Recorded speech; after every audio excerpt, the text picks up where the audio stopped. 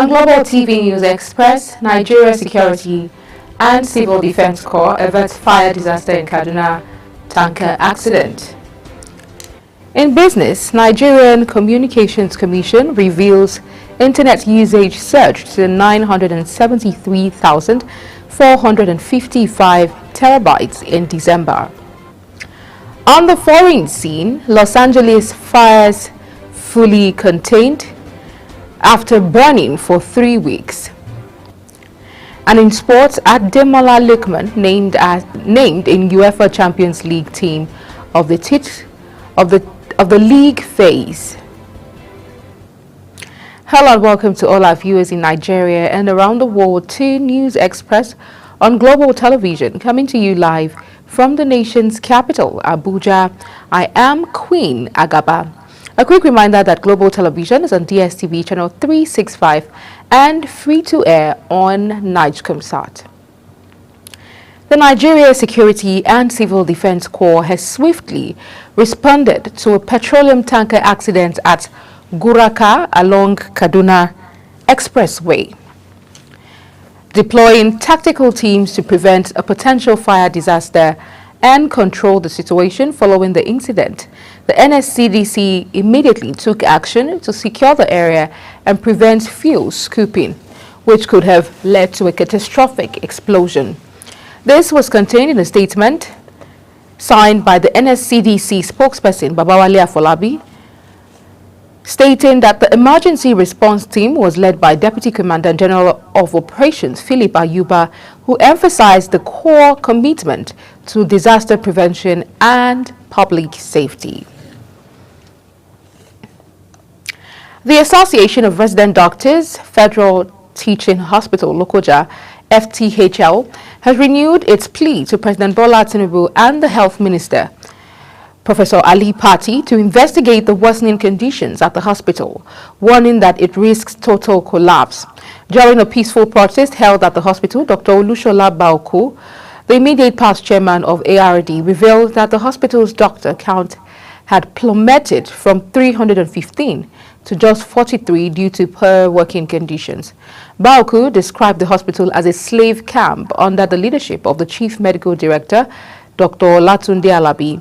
He highlighted issues such as temporary contracts renewed every 2 months, lack of pensions, hazard allowances, and non-functional medical facilities. On aviation matters, the Nigerian Civil Aviation Authority, NCAA, has revoked the licenses of 2 air operators, Omni Blue Aviation and East Wind Aviation, for violations of Part 1215 of Nigeria Aviation Regulations. The offenses pertain to the falsification, reproduction, or alteration of applications, licenses, certificates, logbooks, reports, or records. The authority, in a post on their X handle, stated that the sanctions for such fraud include the revocation of the certificate. Meanwhile, the president of the National Association of Nigeria Travel Agencies, NANTA, Yinka Folami, has expressed concern over the recent near-crash incident in the aviation industry. He urged stakeholders, particularly the Nigerian Civil Aviation Authority, NCAA, and airline operators to come together and address all safety concerns for the sake of the traveling public. Yinka, in a statement, noted that the safety of the operational ecosystem must be prioritized for the sake of the traveling passengers. The Nigerian Safety Investigation Bureau, NSIB, has released a preliminary report on its ongoing investigation into the crash landing of an Allied Air Boeing 737-400 freighter at Nnamdi Azikiwe International Airport, which took place on December 11, 2024. The Bureau stated that the plane was scheduled to collect cargo for the Central Bank of Nigeria. However, a more detailed report stated that the aircraft en route to collect cargo for the Central Bank of Nigeria experienced a malfunction with its flaps during its final approach. The report details that the aircraft took off from Murtala Mohammed International Airport, Lagos at 9:11 and began its descent into Abuja at 9:44. The police has said it will go ahead with the enforcement of the third-party insurance law starting February 1st. The spokesman of the police, ACP Muyiwa Adejobi, who made the disclosure, hinted that in line with the directive of the Inspector General of Police, IGP Kayode Adeolu Egbetokun, the Nigerian Police Force once again reiterates the enforcement of the mandatory third-party insurance, which will commence on February 1st, 2025. He says the initiative aims to reinforce road safety measures and ensure that all vehicle owners comply with the stipulated insurance requirement to protect themselves and others on the road. The Defense Headquarters has commenced the construction of the Invictus Center for the Armed Forces of Nigeria, a state-of-the-art rehabilitation facility designed to provide medical and psychological care for wounded, injured, and sick military personnel. Speaking at the groundbreaking ceremony in Abuja, the Chief of Defense Staff, General Christopher Musa, described the project as a significant step in ensuring the well-being of military personnel who have sustained physical and psychological wounds in the line of duty. Senator Ned Nwoko, representing Delta North, has resigned from the People's Democratic Party, PDP, a political group he has served since its foundation in 1999. The senator, in a resignation letter addressed to the party leadership in Ward 8 at Chanorth local government area of Delta State, expressed dissatisfaction with the current state of the party, citing deep divisions and irreconcilable fractions as the primary reasons for his departure. Nwoko, who further lamented recent events that underscored the party's internal strife, however thanked the PDP for the platform it's provided him during the 2022 and 2023 senatorial elections, which allowed him to engage with his constituents directly. Bayes University, one of Nigeria's leading higher institutions of learning, has held its 37th Board of Trustees meeting in Abuja. The institution's Chancellor, Dr. Dati Baba Ahmed, says a major outcome of the meeting is the appointment of key officers who will oversee the affairs of the university going forward. Agbomo Fuegbe was there for Global Television and now reports. The Chancellor announced that a new Vice-Chancellor has been appointed for their institution for an initial 5-year term.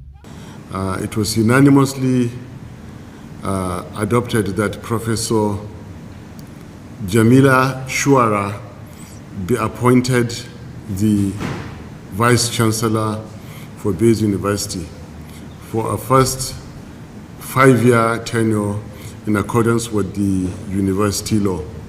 And this will be with effect from Monday, 3rd February 2025. Similarly, Dr. Dati Baba Ahmed stated that the university now has a new registrar in the person of Professor Abiodun Adeniyi.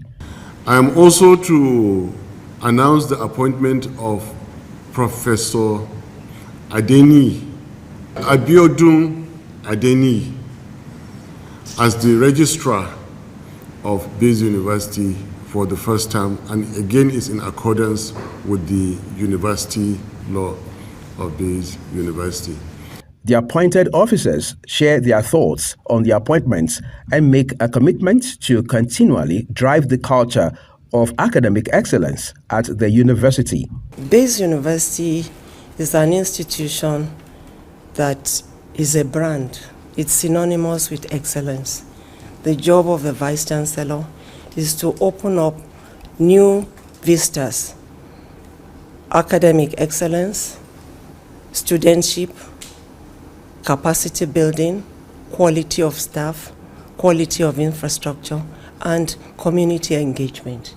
This is what the job of a Vice-Chancellor entails, and I hope and pray that I will do my best. It's an honor, to be recognized and to be considered fit for that position. And of course, a tremendous thanks to the owner of the University Council, for that confidence. And it's a responsibility that, one hopes not to shack, by doing our very best, with the support of the Almighty God.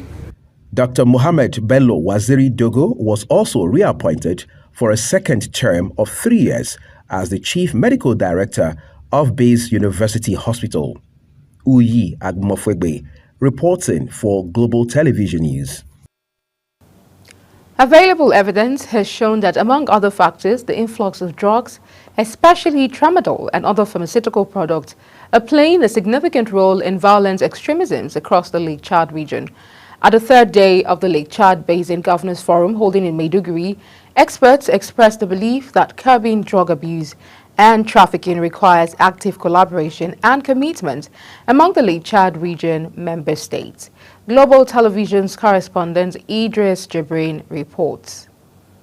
Political instability, corruption among law enforcement agencies and weak governance are believed to be responsible for continued drug trafficking and dependency among youth within the region. Although laws and policies exist, these experts argued that they are not properly enforced due to corruption and limited resources at the disposal of security agencies. Agencies themselves is a really serious problem, and they lack proper training on advanced detection and surveillance methods. So to try and bring out these challenges, they need serious capacity building, they need accountability mechanisms, and also support, international support, to see that the law enforcement agencies become up and doing in control of drug trafficking and abuse. These participants say cocaine and other pharmaceutical products are largely responsible for most violence taking place within the Lake Chad region, noting that traffickers are making billions of dollars in profit annually. There are these interconnected criminal activities are striving in most cases in conflict areas for the illicit exploitation of natural resources. You will see that today gold mining and illicit gold mining has become a key problem identified through numbers of these resources. And whenever people bust those illicit settlements, one of the key crimes that is discovered is illicit drugs. In curbing illicit drugs abuse and trafficking to prevent violent extremism in the Lake Chad region, there is, however, the need to follow the money by establishing strong anti-money laundering mechanism within the region. We need to harmonize the anti-drug laws to facilitate and also the border control to be enhanced. Without doing this, we'll also have one problem or the other, making it possible for this dangerous act to continue in all the regions. You are free from this country, you run to the other country due to the porosity of our border and lack of border control and lack of harmonization of the anti-drug laws. Other important areas to curb drug abuse and trafficking include trans-border collaboration, job creation and youth rehabilitation within the member state of the Lake Chad region. From Maiduguri, Idris Jibrin reporting for Global Television News. Imo State Government has reinforced its commitment to improving healthcare delivery through technology. This was stated at a 3-day training program focused on digitizing data management in all 305 basic healthcare provision fund facilities. Organized in partnership with the World Bank, has begun in Owerri, the state capital. Our correspondent was there and now reports. State government, through the Ministry of Health, Primary Health, Social Services and Health Insurance, in partnership with the State Primary Health Care Development Agency, introduced the DHIS2 platform for efficient data management. Declaring the event open on behalf of the State Governor, Hope Uzodinma, the Commissioner for Health, Prosper Success Onyara, described the initiative as a pivotal step in modernizing the state healthcare system, stating that it will enable the ministry plan effectively and respond promptly to the health need of the people. And you must make sure that whatever you learn here today, you start imputing. One, the health insurance people will no longer be doing the paperwork with you again in your facilities. Please make sure you learn what to do. All know that. Please do your very best. So on behalf of His Excellency, Distinguished Senator Hope Uzodimma, I declare this training open. In her welcome address, Reverend Sister Dr. Maria Jonas Uzoma, Executive Secretary of the Imo State Primary Health Care Development Agency, emphasized the importance of digitalization in improving health care delivery across the state. We want to change the face of the primary health centers in Imo State. You know that His Excellency is planning, in fact, he has approved the renovation, revitalization of 150 health centers in Imo State. Very soon, they will wear new look. Imo State Insurance Agency and Dr. Adeniyi Adeniro, representing the coordinator of World Health Organization in Imo State, with both commending the government for prioritizing healthcare initiatives. On behalf of the staff and management of the Imo State Health Insurance Agency, I want to thank you, most importantly, for the wonderful work you are doing in these communities. And to also let you know that data is life. You cannot speak to what you are doing in the communities without data. This is our state. I will must make sure in one way or the other we project the state in the good light by giving our services as we have been trained for the best of the good people of this state. Thank you and God bless. On behalf of WHO, I first want to thank the leadership of the Ministry of Health, Honorable Commissioner Dr. Prosper Success. I want to thank the executive secretaries. I want to thank the leadership at the local government level and the data managers, that is the MI officers, for bringing this together. I want to assure you that we'll continue to partner with you, we'll continue to be associated with you, and we'll continue to be proud of you in Imo State. With this forward-thinking initiative, Imo State government continues to lead in adopting technology for health improvement. From Owerri, Amarachi Ibe, reporting for Global TV News. Imo State Executive Council has reaffirmed its support for Governor Hope Uzodimma by passing a vote of confidence on his leadership at its first meeting in his second tenure. The council commended the governor's developmental strides, pledging continued support for policies aimed at transforming the state. Our correspondent, Amarachi Ibe, reports. The highlights was the announcement of a strategic partnership between the United Nations and the state government to engage 1,000 graduates of the Skill Up Imo program. Under this initiative, beneficiaries will be deployed to various ministries, departments and agencies across the state, earning a monthly stipend of 100,000 for 12 months. Addressing journalists after the meeting, the Commissioner for Information and Strategy, Declan Emalumba, described the partnership as a major endorsement of the state's digital transformation agenda and a boost for youth empowerment. The engagement will see to these 1,000 graduates of the program receiving 100,000 naira every month for 12 months. That's the initial agreement. They will engage them for 12 months. In another significant development, the Executive Council approved a $21 million contract for the upgrading of the electricity transmission and distribution network in the state. The project aims to provide steady power supply across all 27 local government areas, a move expected to spur industrial growth and economic development. The engagement approved the award of contract to develop and upgrade the electricity transmission and distribution network in the state to Matco Projects Company at a cost of $21 million. That is for, I'm sure that before the second or third quarter of this year ends, all the 27 local governments in the state will be connected to 24/7 electricity.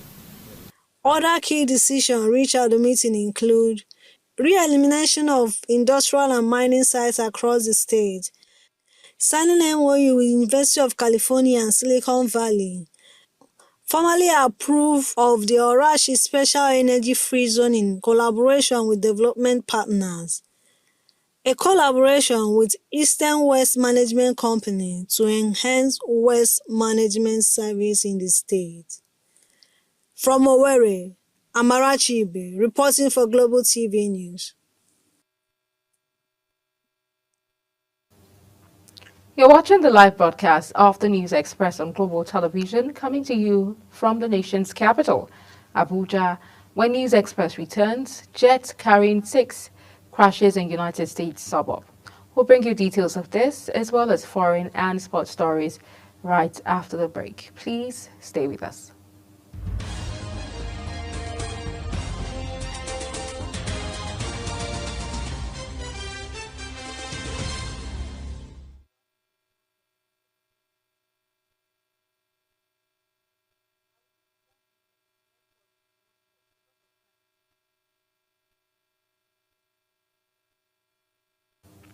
Many thanks for staying with us. In business, the National Insurance Commission, NICOM, has issued fresh regulations on annuity business with effect from February 1st, 2025, in a bid to sanitize that segment of the market. The annuity is a contract between you and an insurance company that requires the insurer to make payment to you either immediately or in the future. You get a fixed amount of money for the rest of your life in return for a lump sum payment or a series of installments. In a statement, NICOM released a circular outlining additional regulatory requirements for life insurance companies carrying on annuity business in Nigeria. On the foreign scene, a small jet with 6 people on board has crashed into a busy Philadelphia suburb on Friday night. Officials say sparking blazes on the ground left burned-out buildings and vehicles in their wake. The Federal Aviation Administration confirmed the crash, saying there were 6 people on the Learjet aircraft, but there has been no confirmation of whether there were survivors. The aircraft was reportedly bound for Springfield Branson National Airport in Missouri and had taken off from the Northeast Philadelphia airport. 2 devastating wildfires in Los Angeles were declared fully contained by firefighters after burning for more than 3 weeks, killing about 30 people and displacing thousands. The Palisades and Eastern fires in Southern California's Los Angeles County were the most destructive in the history of the second largest U.S. city, burning more than 37,000 acres and over 10,000 homes, causing damages estimated to cost hundreds of billions of dollars.